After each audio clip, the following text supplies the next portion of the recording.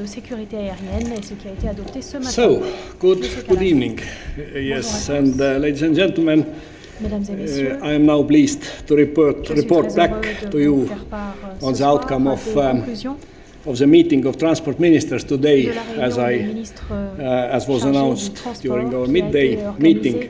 I will repeat that three main principles, what I have repeated throughout the past days, have guided our work also during all today's meetings. There cannot be no compromise on safety. All decisions must be based on scientific evidence and expert analysis.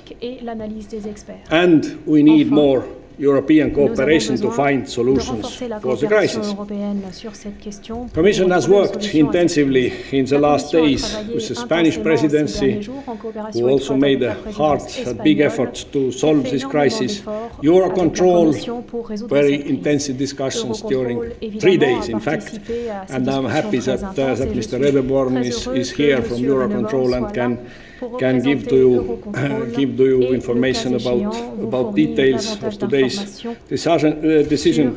Industry, of course, and national partners. So, I think that we have made, and I am pleased that we have made real progress today. On the basis of recommendation agreed unanimously by the national authorities and experts of 38 members of Eurocontrol, transport ministers have agreed to intensify European coordination and risk assessment of airspace management.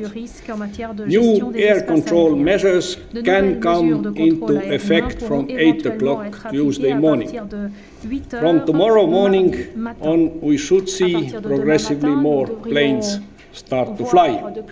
And this is good news for Europe's stranded passengers, good news for airline industry and other sectors of the economy hard hit by this crisis.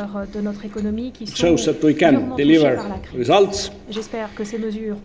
Discussions with ministers focused on the safety issues and better coordination of airspace.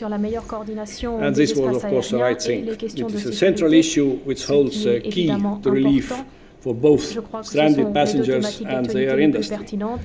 And it's understandable that there is still a lot of work to be done. The European Commission is working on many fronts to respond to the crisis on safety, on economic consequences, on passenger rights, as I told already during our midday meeting.